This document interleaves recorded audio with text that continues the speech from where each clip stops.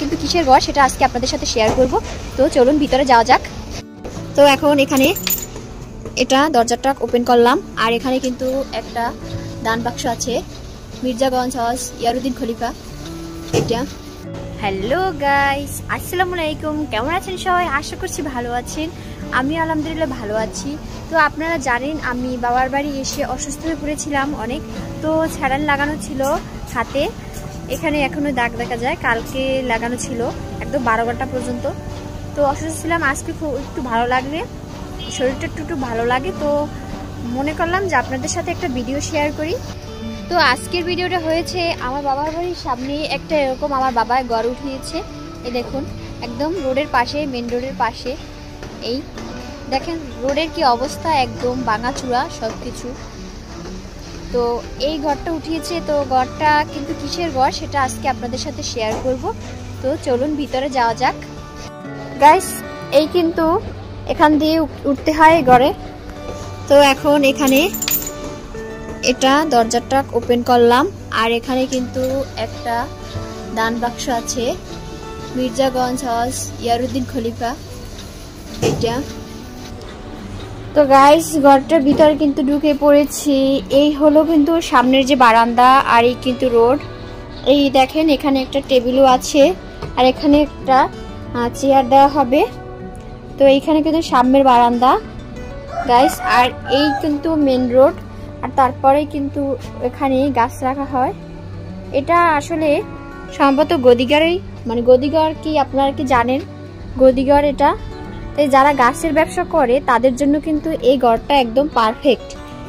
এই ঘরটা কিন্তু একদম পারফেক্ট, এখানে বসে তারা কথাবার্তা বলবে। এর ভিতরে কিন্তু আর একটা ঘর আছে গাইস, দেখুন ভিডিও না টেনে পুরো দেখুন গাইস।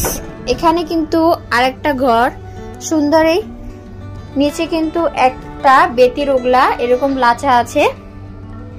আর এখানে কিন্তু এভাবে সুন্দর করে ডেকোরেশন করা হয়েছে মোটামুটি ভিতরে।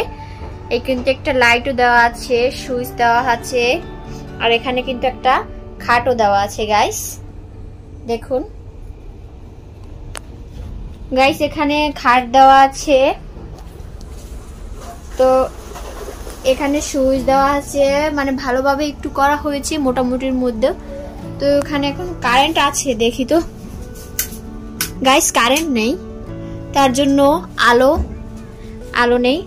তো গাইস এখানে কিন্তু একটা পাটও দেওয়া আছে, পাটের উপর কিন্তু তাদের বইপত্র এগুলো রাখতে পারবে, হিসাব নিকেশের বইপত্রগুলো। আর এখানে কিন্তু একটা জানালাই আছে গাইস। এই যে এখান থেকে কিন্তু এরকম সব দেখা যায় গাইস। এখন গাইস এখন এই দরজাটা আটকিয়ে ফেলি, জানালাটা। তো গাইস এখন ভিডিওটা কিন্তু আমি বেশি বড় করব না, অল্পর ভিতরেই কিন্তু সবকিছু একদম দেখিয়ে দিব। তো গাইস ঘরটা কিন্তু আমার কিন্তু ভীষণ ভালো লেগেছে। ছোট মানে এখানে কিন্তু ছোট মানে ফ্যামিলি যারা আছে তারাও থাকতে পারে, কিন্তু এখানে তো ফ্যামিলি বাসা দেওয়ার জন্য না, এটা হচ্ছে ব্যবসায়িক বিজনেস করার জন্য। মানে তারা তো রাত্রে থাকতেও পারে, নাও থাকতে পারে। তারপর একটা খাট এখানে বসানো হয়েছে।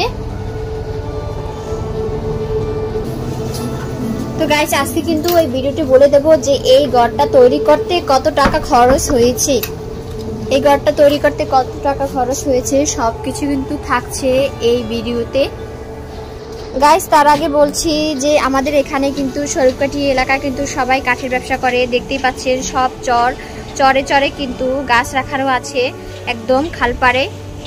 তো এটা কিন্তু বেশিরভাগই মানে যারা কাঠের ব্যবসা করে, মানে যারা গাছ বিক্রি করে তাদের জন্য একদম পারফেক্ট এই ঘরটা। আর আমাদের খালপাড়েই কিন্তু এই ঘরটা গাইস। আর এই সামনের বারান্দাও কিন্তু একটা লাইট দেওয়া আছে, রাত্রির জন্য ভালো হবে। তো এখন এটা আটকিয়ে দিই গাইস। এই ঘরটা কিন্তু সম্পূর্ণ তৈরিতে খরচ হয়েছে 25,000 টাকা। আপনারাও চাইলে এরকম ঘর তৈরি করতে পারেন ব্যবসায়িক জন্য। ঘরটা কিন্তু মোটামুটির ভিতরে বড়